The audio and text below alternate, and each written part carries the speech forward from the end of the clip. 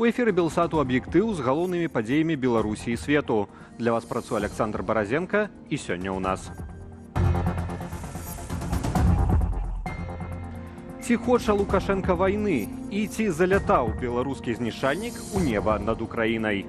Він серйозної військової загрози. Сур'ёзнай вайсковай пагрозы гэты самалёт прычыніць не можа, а завітаць на ім праз мяжу – гэта рызыкаваць. Амаль суіцыдальная спроба знішчыць саміх сабе. Це така спроба.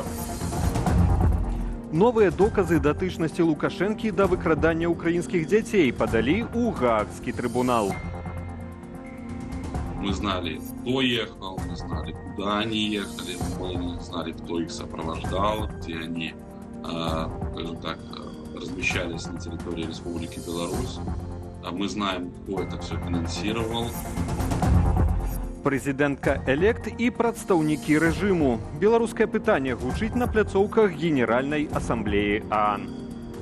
Я прашу сусветных лідараў зрабіць вызваленне палітычных вязняў прыярытэтам. Выказвайцеся, выкарыстоўвайце свой уплыў, карайце вінаватых. Разам мы можам спыніць гэты тэрор і вярнуць Беларусі надзею.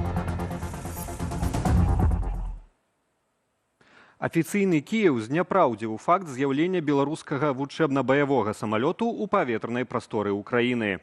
Інфармацыя пра перасячэнне Якам-130 мяжы паміж краінамі з'явілася амаль у той жа час, як Лукашенка ладзіў візіт на вайсковы палігон у Берасцейскай вобласці. І гаварыў там пра мір, хоць і заклікаў рыхтавацца да вайны. Ян Федарович працягне тэму. Беларускі вучэбна-баявы Як-130 нібыта заляцеў у паветраную прастору ўкраіны, паведаміў вайскова-аналітычны канал Е-Радар. Пазней паветраныя сілы ўкраіны зняпраўдзілі факт парушэння з боку Беларусі. Яны зазначылі, што, цытата, імаверна была выкарыстаная радыёлакацыйная перашкода. Тренувальний літак. Трэнавальны самалёт. На яго можна 2 міны падвесіць. Кулямёт. Ён мае для гэтага магчымасці, але сур'ёзнай вайсковай пагрозы ён несці не можа. А завітаць на ім праз мяжу – гэта рызыкаваць. Амаль суіцыдальная спроба знішчыць саміх сябе. Між тым Лукашенка наведаў Абус-Лясноўскі палігон побач з Баранавічамі. Размова ішла пра эфектыўнасць дронаў ва ўмовах баявых дзеянняў і здольнасць беларускіх войскаў супрацьдзеяць ім. Уже начинают беспилотниками вот этими маленькими и прочими ударными гоняться за солдатом. Уже посчитали, солдат в 5 раз дороже, чем беспилотник.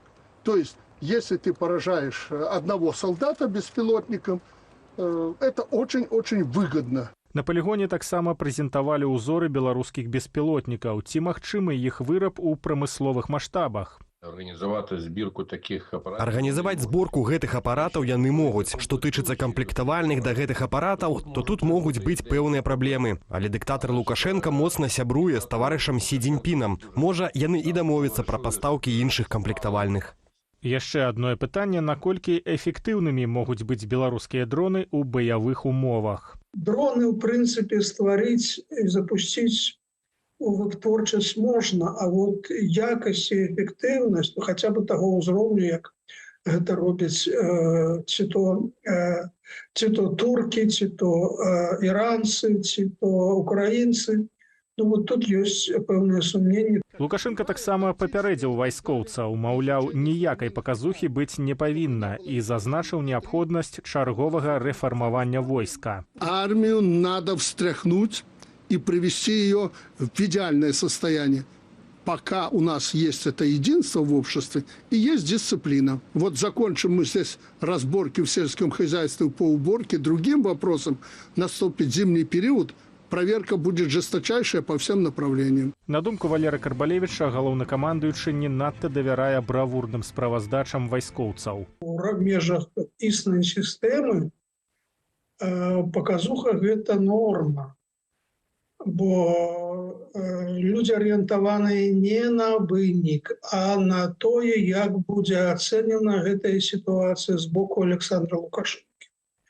Ён гэта разумее і таму увесь час баіцца такіх падвохаў. Як менавіта чарговы раз будуць рэфармаваць войска, пакуль незразумела, але актуальным застаецца пытанне супрацьдзеяння дронам. Як паведаміла маніторынгавая група «Беларускі гаюн», акурат сёння ў паветраную прастору Беларусі заляцеў чарговы «Шагет». Ян Федарович, Белсат. На акупаваным Донбасе з украінскіх дзяцей лепяць расейцаў і вучаць ваяваць супраць Украіны. Беларускі рэжым мае не апошнюю ролю ў фактычным выкраданні гэтых дзяцей. Украінскія праваабаронцы перадалі ў міжнародны крымінальны суд бадай упершыню усе прозвішчы дзяцей, якіх з 22-го года вазілі ў Беларусь, ды прозвішчы тых, хто вазіў, хто прымаў і фінансаваў гэтыя праграмы. Інфармацыю ўкраіне перадала аб'яднанне «Белпол». Юлія Цяльпук з падрабязнасцямі. Значит, внукам героем быть. Віталь Шанкаренка родам з акупаванай Украіны, але яго навучылі ганьбіць радзіму і праслаўляць Расею. На менскі фестываль «Сотворение» хлопца прывёз фонд Талая. Аб'яднанне «Белпол» склала спіс з 2219 дзяцей з акупаваных тэрыторыяў Украіны, якіх прывозілі ў Беларусь у апошнія гады. Мы знали, кто ехал, мы знали, куда они ехали, мы знали, кто их сопровождал, где они, скажем так, размещались на территории Республики Беларусь. Мы знаем, кто это все финансировал. И все вот эти данные, плюс еще огромный, действительно огромный массив информации был обработан и передан в Международный криминальный суд в Гааге. Фонд Талая, Свято-Елисаветинский монастыр, кіраўнікі шэрагу беларускіх прадпрыемстваў, міністэрства і нарэшце кіраўнік рэжыму, які стварыў гэтую псеўдагуманітарную місію, маюць пайсці пад суд, лічыць Белпол. Яны маюць адказаць за прышэпліванне дзецям гену нянавісці да Украіны, які прыносяць разам з падарункамі і забаўляльнымі імпрэзамі. От Белоруссии и Донбассу. Донбасс включает в себя также все новые территории. Так они уведомили всех, что они помогают нам. Дзяцей з Данеччыны ды іншых акупаваных тэрыторыяў возяць у Беларусь на аздараўленне і выхаванне на ўзор рускага міра. Згодна з міжнародным заканадаўствам, трэцяя краіна не мае права перамяшчаць дзяцей з зонаў канфлікту, уплываць на іхную ідэнтычнасць, змяняць нацыянальнасць, мілітарызаваць, ды ідэалагічна апрацоўваць, усынаўляць, як гэта робяць расейцы. Такія дзеянні маюць прыкметы злачынства супраць чалавечнасці. Наша была задача первоначальная, чтобы украинцы знали про этих детей, они знали, где они находятся. И потом уже, как своих граждан, они оттуда их доставали из России. Возможно, они могли стать каким-то, условно даже, но частью обмена. Другая мэта, каб міжнародны крымінальны суд выдаў ордар на арышт Александра Лукашэнкі, як абвінавачанага ў здзяйсненні ваеннага злачынства, незаконнай дэпартацыі дзяцей з акупаваных тэрыторыяў Украіны падчас расійскай агрэсіі. 7 ребятишек передали в приемные семьи Московской области. У сакавіку 2023-го такі ордар прыляцеў Уладзіміру Пуціну, а таксама упаўнаважанай у правах дзіцяці пры Пуціне Марыі Львовай-Бяловай. Партнёры Белполу ва Ўкраіне, праваабаронцы з Freedom House Ukraine і Центру правоў чалавека «Зміна». Те наші дослідження, які ми провели, Тыя даследаванні, якія мы правялі, канцэнтраваліся на тым, каб паказаць саўдзел Беларусі канкрэтных людзей, якія перамяшчаюць дзяцей, праводзяць ідэалагічныя заняткі. Гэта не адзін Лукашенка робіць. Спадзяемся на ордары міжнароднага крымінальнага суда. Інфармацыю Белпол збіраў у Беларусі цягам года і ў абсалютнай цішы, каб абараніць свае крыніцы ад рэпрэсіяў. 4 кастрычніка аб'яднанне апублікуе адкрытую частку свайго расследавання. Запачаткавала працу ў гэтай справе Народнае антыкрызіснае ўпраўленне. У Гаагу перадалі 2 пакеты матэрыялаў. Юлія Цяльпук, Белсат. На плантацыі цыбулі пад Лідаю працуюць палітвязні.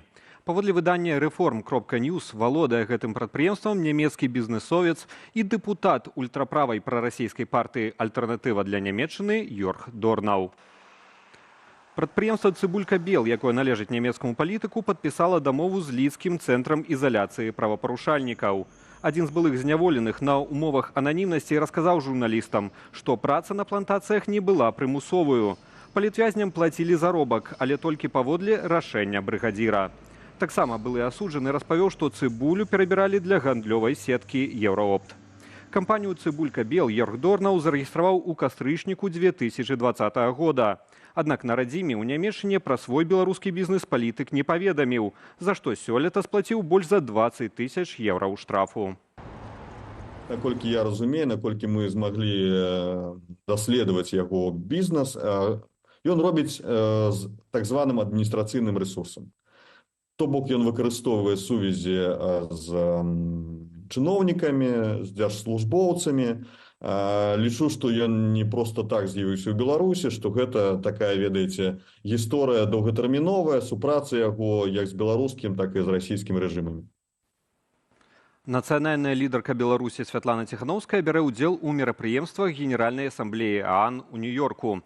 Падчас свайго візіту ў ЗША Ціханаўская мае намер узняць пытанне легалізацыі беларусаў за мяжой, падтрымання дэмакратычнай супольнасці, але перадусім вызвалення беларускіх палітвязняў. Апошняя прагучала на Савеце па правах чалавека ААН у Жэневе. Там прысутнічалі і прадстаўнікі рэжыму Лукашэнкі. Якой была іхная рэакцыя, распавядзе Аліна Скрабунова.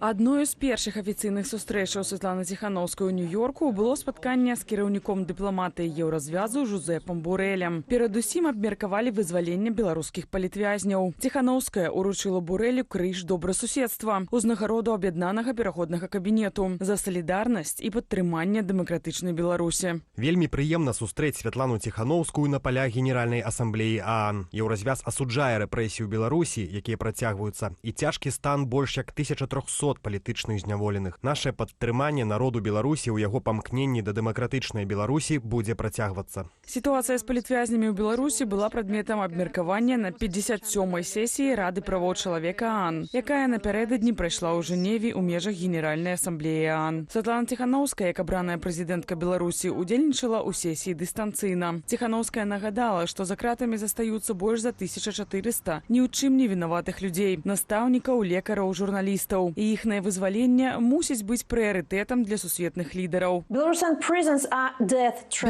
турмы – гэта смяротныя пасткі. З 2020 года ў зняволенні памерлі ўжо 5 палітычных вязняў, у тым ліку Алесь Пушкін і Вітольда Шурак. Мы не можам чакаць новых смерцяў. Я заклікаю ААН дзеяць. Патрабуйце пакласці канец утрыманню пад вартай без сувязі з навакольным светам. Патрабуйце доступу да медычнай дапамогі і кантакту з сем'ямі для ўсіх палітычных зняволеных. Гэта не проста палітычнае пытанне, гэта пытанне жыцця і смерці.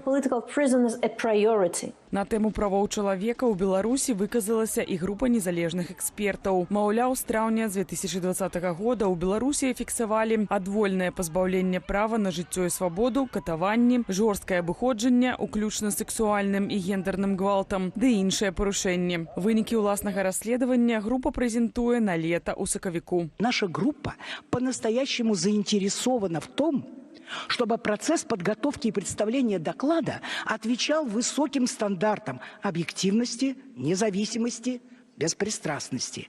И этому значительно способствовало бы проведение двусторонних, многосторонних консультаций с тем, чтобы учесть позицию и точку зрения правительства Беларуси по всем вопросам. На што прадстаўніца рэжыму Лукашэнкі Ларыса Бельская назвала палітыку Захаду спробую разваліць беларускую дзяржаўнасць і паабяцала усімі сіламі супрацьстаяць гэтаму. Запад пытается вмешиваться в наши внутренние дела, используя обширный инструментарий, включая политически мотивированные резолюции и мандаты СПЧ, незаконные экономические санкции, медиатехнологии манипулирования общественным сознанием, дезинформацию, ситуацию в стране и политики белорусских властей. На баку дэмакратычнай супольнасці Беларусі выказаліся міжнародныя праваабарончыя арганізацыі і большасць еўрапейскіх краінаў. За рэжым Лукашэнкі сярод іншых заступіліся Кітай, Расія, Лаос, Зімбабве і Нікарагуа. Тэма беларускіх палітвязняў з'яўляецца асноўнай для нашай абранай прэзідэнткі зараз падчас гэтай высокага тыдню Генасамблеі ААН. Святлана Ціханаўская выступила з 10 конкретными прапановамі, як ААН мусіць быць больш актыўным па тэме беларускіх палітвязняў. Акрамя пытання палітвязняў у межах візіту ў ЗША Святлана Ціханаўская збіраецца ўздымаць тэмы легалізацыі беларусаў за мяжой і падтрымання незалежных медыяў. Пазітыўны вынік могуць прынесці і незапланаваныя сустрэчы. Менавіта падчас такога спаткання з амерыканскім бізнесоўцам Іланам Маскам Ціханаўская прапанавала нарэшце дадаць у соцсетку X беларускую мову. Аліна Скрабунова, Белсат.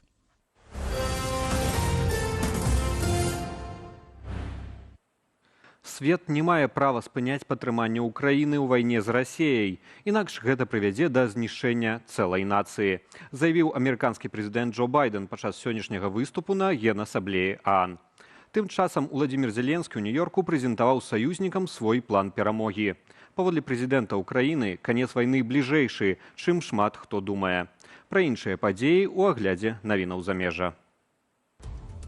72-я механізаваная брыгада ЗСУ, што бароніць Вугледар, рызыкуе трапіць у атачэнне. Пра гэта паведамляе Forbes. Выданне зазначае, што абаронцы Ўкраіны на гэтым участку добра ўзброеныя, але падраздзялення ўжо 2 гады практычна без ратацыі. Паводле ж аналітыкаў, уліванне свежых сілаў на вугледарскім кірунку у бліжэйшы час малаверагоднае праз недахоп рэзерваў і тэхнікі. Генштаб ЗСУ паведамляе, што украінскія абаронцы пакуль паспяхова адбіваюць атакі.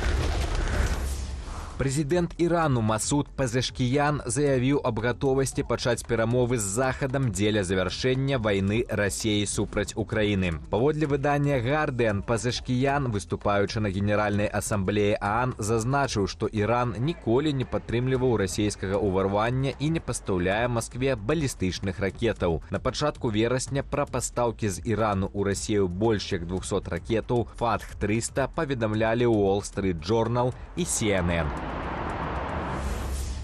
У выніку ізраільскіх авіаудараў у Ліване загінулі прынамсі 492 асобы, паведамляе Times of Israel са спасылкай на Міністэрства аховы здароўя Лівану. Параненыя больш за 1500 чалавек. Пры гэтым ліванскія ўлады не кажуць, хто з пацярпелых быў мірным жыхаром, а хто належаў да групоўкі Хезбула. Ізраільскія вайскоўцы заявілі, што наносілі ўдары па складах тэрарыстаў і папярэджвалі мясцовае насельніцтва аб неабходнасці эвакуацыі. Напярэдадні Хезбула выпусціла па Ізраілі 165 ракетаў. У Аргентыне выдалі ордер на арышт прэзідэнта Венесуэлы Нікаляса Мадура і шэрагу іншых венесуэльскіх урадоўцаў. Іх падазраюць у злачынствах супраць чалавецтва, такіх як катаванні, забойствы і рэпрэсіі, што распачаліся 10 гадоў таму і працягваюцца дагэтуль. Аргентынскі суд кіраваўся прынцыпам усеагульнай юрысдыкцыі, які ўжываецца да падобных злачынстваў. У адказ Верхоўны суд Венесуэлы выдаў ордары на арышт прэзідэнта Аргентыны Хавіера Мілея і ягоных паплечнікаў. Карпорацыя Telegram, заснаваная Паўлам Дуравым, заявіла аб гатовасці перадаваць спецслужбам IP-адрасы і нумары тэлефонаў карыстальнікаў. Пра гэта паведаміў сам яе кіраўнік. У новых правілах пазначана, што Telegram можа раскрыць звесткі карыстальнікаў, калі яны падазраюцца ў злачыннай дзейнасці і калі суд выдаў ордер на іхны арышт. Раней такая магчымасць існавала толькі ў выпадках, звязаных з тэрарызмам. Дураў таксама паведаміў, што месенджер выдаліў патэнцыйна злачынны контент з дапамогай мадэратараў і штучнага інтэлекту. Ён паабяцаў, што Telegram будзе супрацоўнічаць з уладамі, каб абараніць сваіх добрасумленных карыстальнікаў. Павел Дураў цяпер пад следствам у Францыі, менавіта праз адмову супрацы з праваахоўнымі органамі. Руслан Ігнатовіч, Белсат. Новая Зеландыя пашырыла санкцыі супраць Беларусі. Яны датычаць фізічных асобаў і арганізацыяў, якія падтрымліваюць расійскую агрэсію ва ўкраіне. Між іншага, у спіс абмежаванняў трапілі прадпрыемства Белома і Аршанскі авіяремонтны завод. Таксама Уэллінгтон увёў персанальныя санкцыі супраць шэрагу прадстаўнікоў рэжыму Лукашэнкі. Сярод іх скандальна вядомы кіраўнік беларускага таварыства Чырвонага крыжа Дмітрый Шаўцоў. Ён ужо быў пад санкцыямі еўразвязу за ўдзел у дэпартацыі дзяцей з акупаваных тэрыторыяў Украіны. Папярэднія абмежаванні супраць нашай краіны Новая Зеландыя ўвяла летась у ліпені. Тады пад іх трапіў шэраг беларускіх банкаў.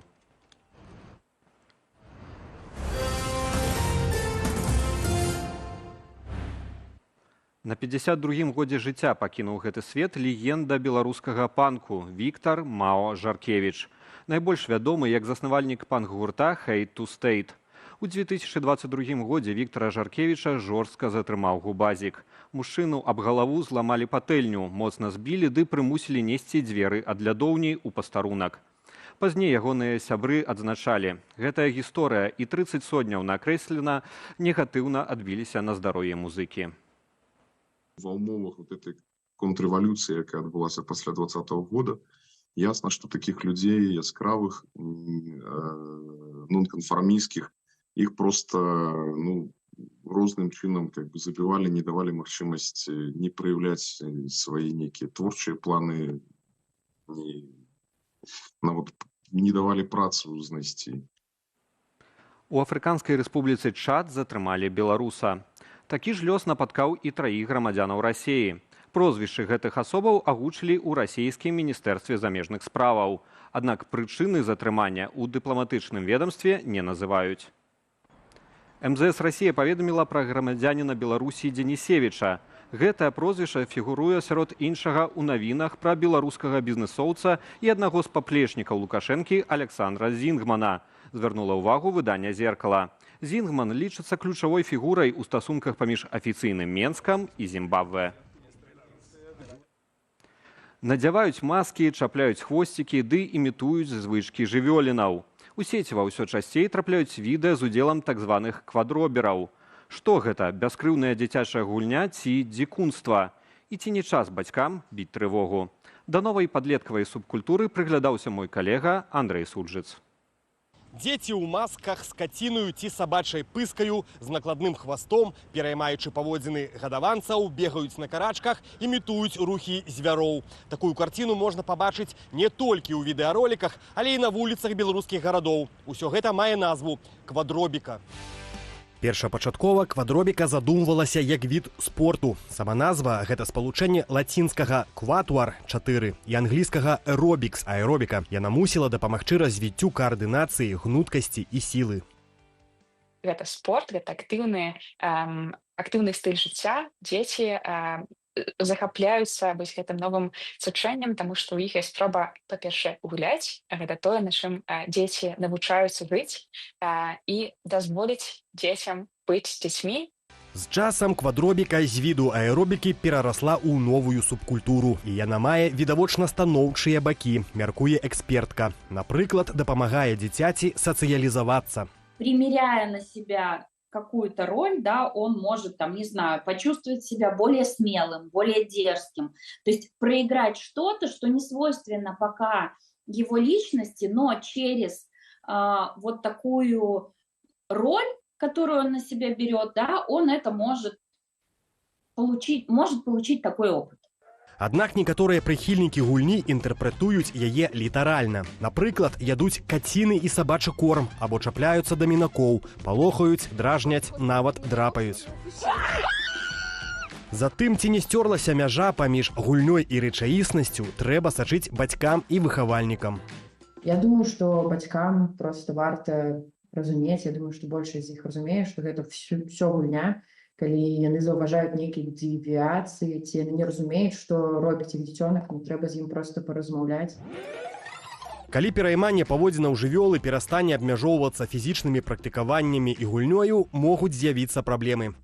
Это может со временем влиять на то, что социализирован он будет менее хорошо, да, потому что он будет, застревать в одной вот этой роли, которая не очень гибкая, и не очень помогает, в общем, такой социализации, общении в большом социуме. Дзяржава на з'яўленне новай супольнасці паводле інтарэсаў рэагуе насцярожана негатыўна. Прапагандысты мінскай праўды называюць квадробіку, цытата, сатанінскай субкультурай. Яны бачаць у гэтым пэўную пагрозу для іх існуючага парадку, для існуючага парадку грамадства. І гэтыя субкультуры, квадроберы ці іншыя, яны насамрэч яны дазваляюць маладым людзям самавыяўляцца і быць незалежнымі, мысліць неардынарна, адрознівацца ад іншых. Мне падаецца, што гэта ўсё гульня, з якой няма сэнса асабліва змагацца, але, магчыма, дзяржава бачыць нейкую тут і тут таксама нейкую канкурэнцыю БРСМу. Сілавікі ў сваю чаргу папярэджваюць, калі квадробер будзе паводзіцца агрэсіўна, яго ці яе могуць прыцягнуць да адказнасці за хуліганства. Андрэй Сульжыц, Белсат. І гэта была апошняя інфармацыя ў сённяшнім выданні «Аб'ектыву».